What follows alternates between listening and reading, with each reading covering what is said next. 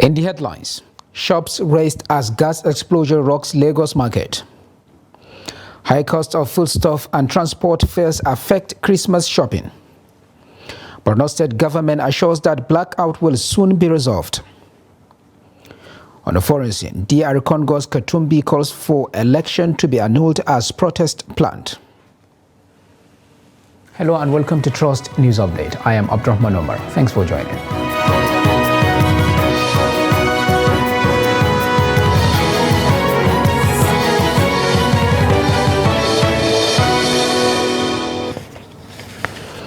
At least 7 shops were razed on Saturday when a gas explosion rocked a mini market in the Ekotun area of Lagos State.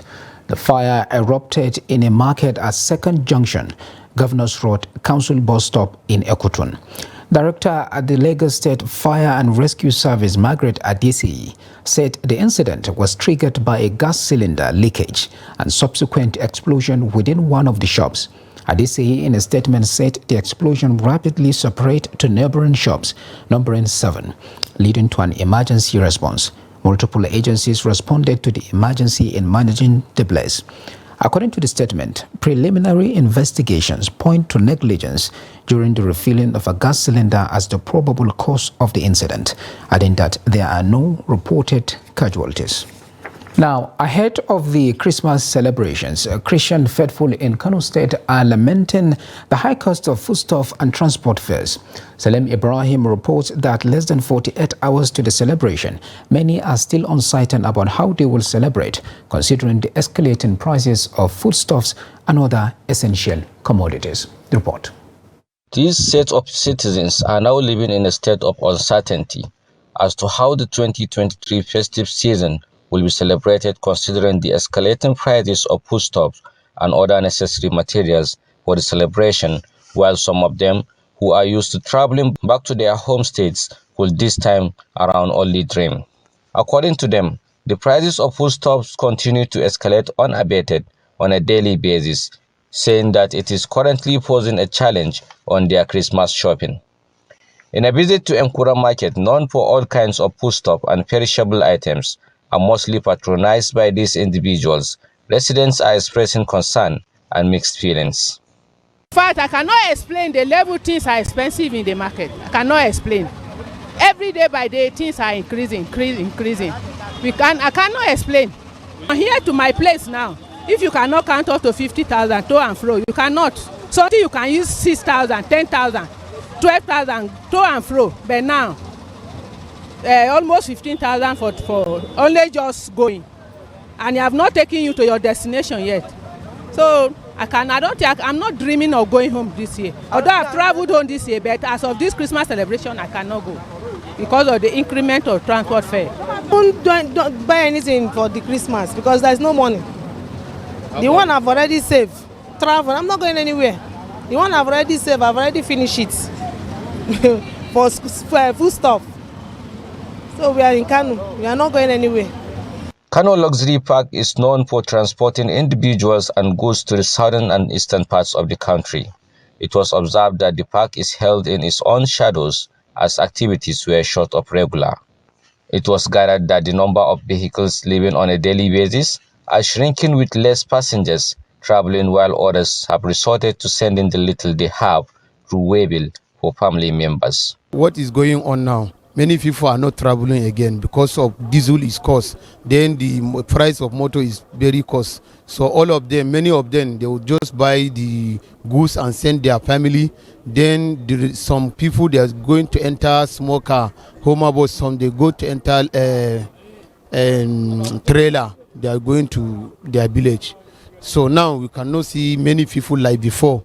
Before, by this time around now, like 6 to 7 motor is moving, but now often only 2 motor come out. I might not be like last year because passenger not be like before. Things change. Money the people hand to traveling. That is why some people they don't want to traveling now. It was also observed that business activities were moving with the lowest ebbs as the traders were lamenting no patronage from the buyers. They are expressing dissatisfaction over the economic situation in the country, blaming the economic hardship for the current situation citizens are witnessing. Salim Umar Ibrahim, reporting for Trust TV. In recent times, onions have attained a special culinary status, not due to utility, but because of the exorbitant price it costs in the market. Within the bustling metropolis of Lagos State, residents are grappling with the steep rise in the cost of this essential commodity. Victoria Tokolo conducted a market survey within one of the most densely populated markets in Mile 12, engaging with onion sellers. To unravel the factors driving this unprecedented spike, a report is as presented from our studio. Onions, the once indispensable kitchen staple, has become a commodity witnessing a remarkable surge in prices. In Lagos State, citizens are grappling with the financial constraint imposed by this escalating cost, making even the smallest size a challenge to afford. At Mile 12 Market, where onions are seen available, traders say the pricing is far from stable. Currently, only 2 states, Sokoto and Kebbi, are the primary suppliers of onions across the country. The traders emphasize that due to the non-negotiable nature of the prices set at the farms, the market prices fluctuate on a regular basis. Last month, the cost per bag stood at between 140 to 135,000 naira.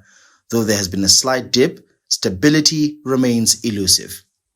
Speaking with Trust TV at Mile 12 Market, onion traders shed light on the various factors contributing to the fluctuation in prices. The time where the people that carry them from north, you don't know how you buy them from.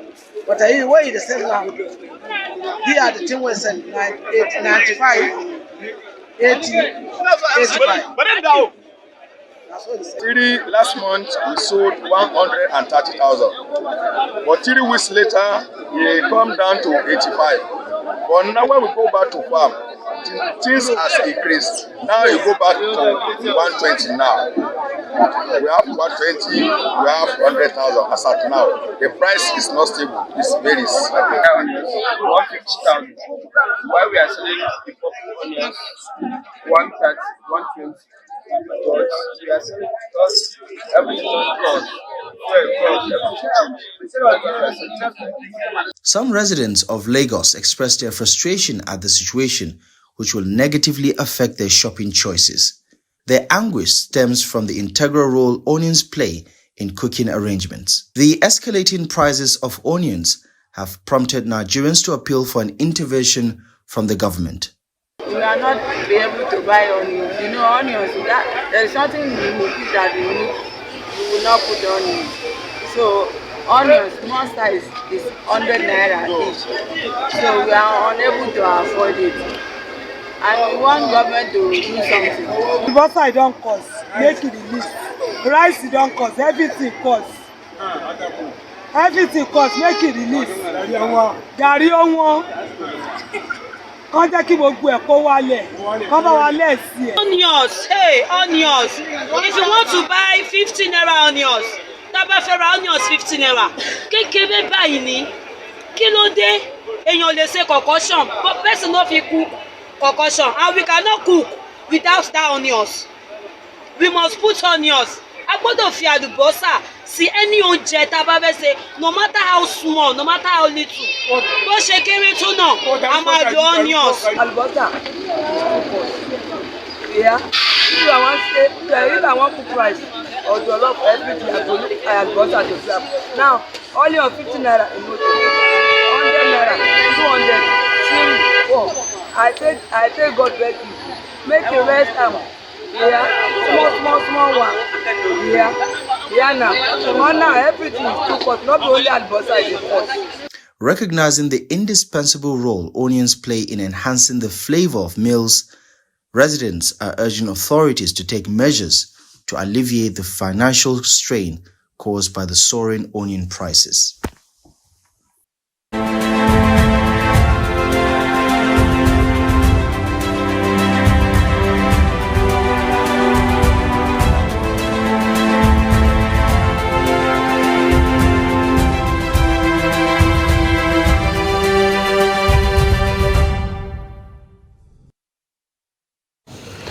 In another development, residents of Maiduguri, the Borno State capital, have expressed dissatisfaction with the recent power blackout in the city following the bombing of an electricity mast along the Damaturu-Maiduguri road.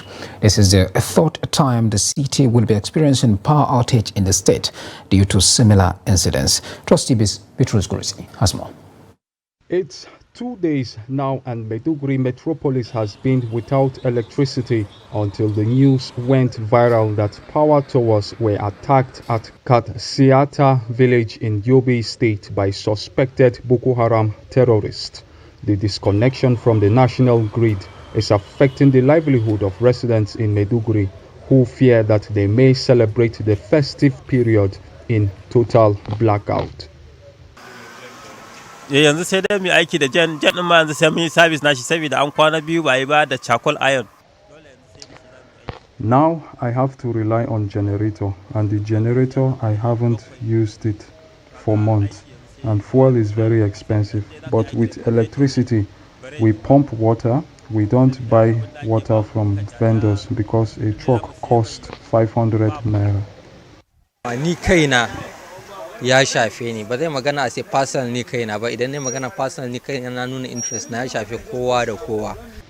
I will be selfish to say this total blackout is affecting only me, and honestly it's affecting all Maiduguri residents because I'm into furniture making business. It will affect my customers' work. We can't charge our phones and other devices. That this administration embarked upon to improve national power supply and stimulate economic growth. Following my directive to ensure immediate restoration of reliable power supply to Maiduguri within the shortest possible time. In March this year, former President Buhari commissioned the Maiduguri Emergency Power Project as an alternative source of power. Some residents are not sure if it's functional, but they say it would help at this critical time, bearing in mind the price of fuel, especially for generator users. An yi lancin to amma har yanzu ba mu gani ba, bai soma aiki ba, to muna sa rai ko za samu a kammala wannan aiki na gas power plant. We only heard that it was launched. We don't know if it's working, but we want the gas power plant to be functional so that we don't have to rely on the national grid for electricity.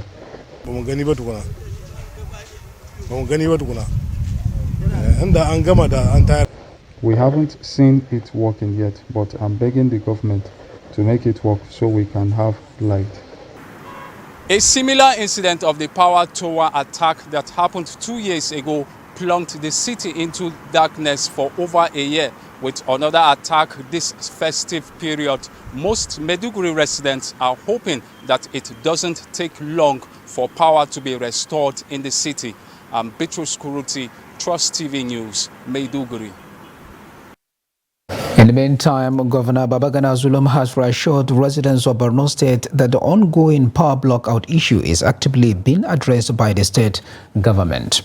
Commissioner Aliyu Muhammad Bamanga, responsible for transport and energy, announced that the Maiduguri emergency backup system has been activated, successfully restoring power to certain areas of the region. Governor Zulum has expressed deep concern over the adverse effects of the blackout on the people of Borno and is dedicated to promptly resolving the issue. The government acknowledges the hardships faced by citizens and is actively encouraging collaboration with relevant stakeholders to expedite the restoration of power to other areas currently without electricity. The commissioner specifically extended gratitude to federal entities, including the Nigerian National Petroleum Corporation Limited, the Transmission Company of Nigeria, and the Yola Electricity Distribution Company, among other key stakeholders, for their support in this endeavor.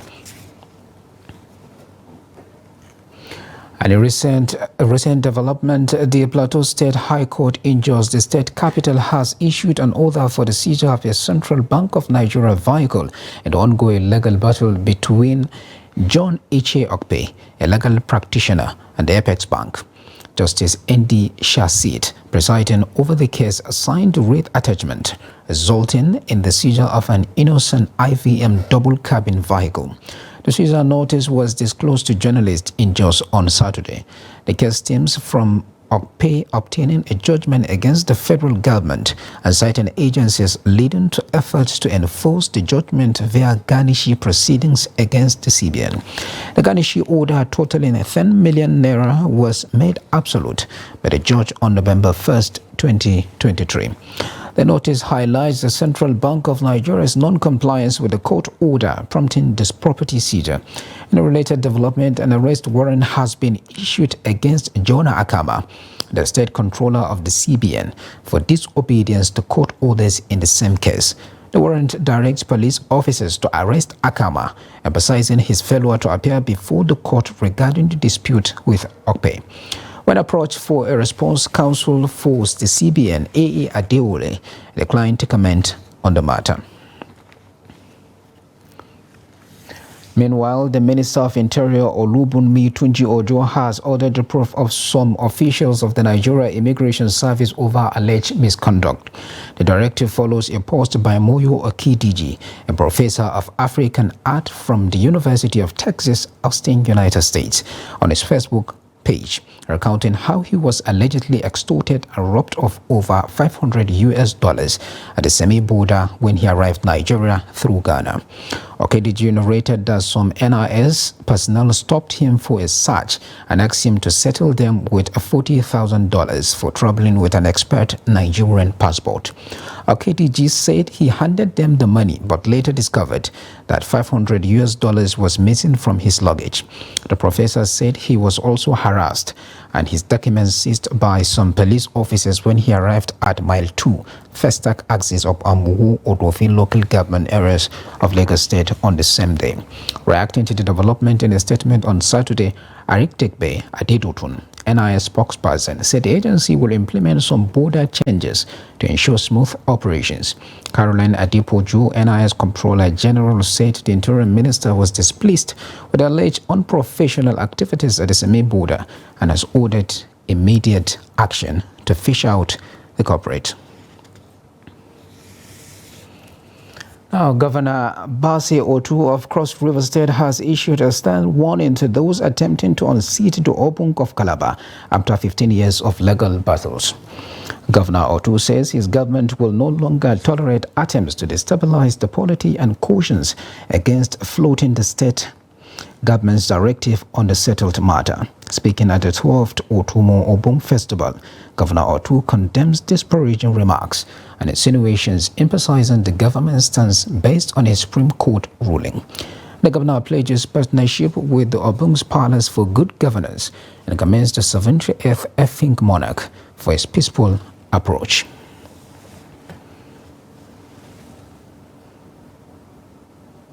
This is Trust News Update. Coming up after the break, we take a look at how commercial businesses maintain traditional approach despite technological advancement. Details of that and more after the break. Please stay with us. Welcome back. If you are just joining us, this is the news update on Trust TV, and here's a recap of some of our top stories. Shops raised as gas explosion rocks Lagos market, and high cost of foodstuff and transport fares affect Christmas shopping. Now to more stories. In a significant move, Nigeria has formally endorsed the final act of the World Radio Communications Conference, aligning with global decisions made during the conference. The Nigerian Communications Commission announced this development in a statement released on Saturday.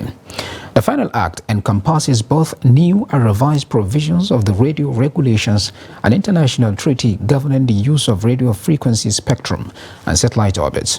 Representing Nigeria at the conference, Dr. Bosun Tijani, the Minister of Communications, Innovation and Digital Economy, was joined by key figures including Aminu Maida, the Executive Vice Chairman of NCC, and Jen Egerton Edehin, the Managing Director of Nigerian Communications Satellite Limited. The WRC 2023, organized every 3 to 4 years by the International Telecommunication Union, a UN-affiliated body, serves as a global intergovernmental treaty conference. Countries participating in the conference endorsed the updated final act, reflecting agreements on proposed agendas.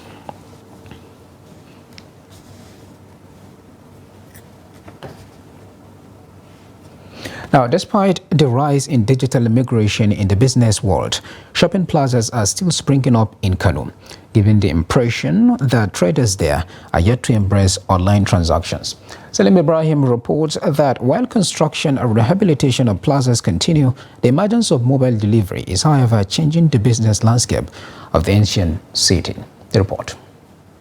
The face of almost all major streets in Kano nowadays are changing for the better, as new plazas are being erected and old ones being demolished to pave way for the construction of new ones or undergo serious rehabilitation. This is as the digital era has come with dynamic changes aiding business activities in this 21st century. It is observed that one who is out of Kano for at least a year may get lost major and popular streets like Zoo Road, Zaria Road, Maiduguri Road, Tarauni, BUK Road and their environs because of the changes in buildings around these places. This is aside the booming market areas, which are practically populated with buildings or plazas, identified as Gida, meaning houses in the local dialect. These buildings are plazas housing no fewer than 100 shops each. The coming up of plazas, which are known to be at strategic places within the metropolis, is now springing up even outside, as they are now the face of almost every street. It was gathered that an average plaza under construction in Kano is now being taken by people even before it is ready because of the high demand. However, a look at some of the popular plazas shows that on average, business owners rent a shop just for the purpose of keeping a business address and identity, but not for the day and day use. These businesses or businessmen and women could only be seen on once in a while coming to their shops when they have a meeting or the likes, while some of them keep secretaries to keep the place alive. The question is, how is business being done in these places? Speaking on the trend, a young business owner who sells caps, textile materials, designer shoes and perfumes said his shop serves as just a store, while 80% of his customers are coming online. As businesses are growing, ours also grows because most of them need us to function properly. Although businesses are selling online now, they however need us to deliver their goods to their customers. I started with just 2 motorcycles, but now I have 4, and they are always busy going from one place to another. Due to the high demand, sometimes one has to collect as much as possible within an area to deliver. It's really thriving. Our own business is about food and snacks that people order on special occasions, or from the comfort of their offices, or even for their children in school. We have thousands of followers, and we also take advantage of prospective clients who order what we produce on a daily basis. While some come here to get theirs, most of them get it through delivery services. Honestly, all our customers are online. However, the proliferation of these plazas in Kano have given birth and more life to business of home delivery, as the business also thrives along. It is observed that the business of delivery service is now an independent business on its own, as the demand for the service continues to grow. However, the development, it was gathered that some business owners now have their own system of delivery, as they purchase their vehicles for delivery and employees to ride or drive. Salim Umar Ibrahim reporting. And on the international scene, the Democratic Republic of the Congo is in the midst of a presidential election crisis as opposition leaders, including former provincial governor Moise Katumbi, insist on the annulment of the vote, citing alleged massive fraud.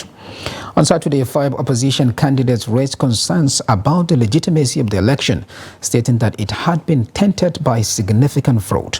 Nobel Peace Prize laureate Denis Mukwege and former oil executive Martin Fayulu, among 5 other opposition leaders, have also called for a protest march scheduled for next Wednesday to express their dissatisfaction with the election results. With approximately 44 million registered voters in the mineral-rich Central African nation, the elections aim to select the country's president. National and regional lawmakers and local councillors. Incumbent President Felix Tshisekedi, leading in preliminary results from diaspora voters, is seeking re-election against 18 opposition candidates. Western governments, cognizant of the potential for violence following disputed election results, have urged restraint.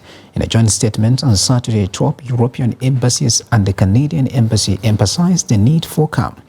The electoral process has been marred by allegations of corruption and disorganized proceedings since it commenced on Wednesday.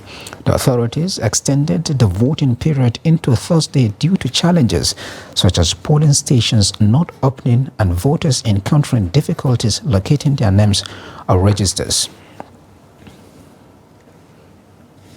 And now finally on sports news, according to a recent report, Barcelona could be hit with significant fines and may even be kicked out of the Champions League for failing to adhere to UEFA's financial regulations. Blaugrana made it through to the knockout stages of this year's competition after topping their group ahead of Porto, Shakhtar Donetsk and Antwerp. La Liga champions have been paired with Napoli in the round of 16. But their continued participation in the tournament could be in jeopardy. As per the wealth, Barca could be excluded from the Champions League for the 2024-2025 season due to non-compliance with UEFA's financial regulations, which require clubs to ensure a balance between expenses and revenues. And with that, we have come to the end of the Trust TV News Update. Do not forget to follow us across all our media platforms and our YouTube live stream for more news programs and documentary. I am Abdurrahman Omar. Thanks for watching. For now.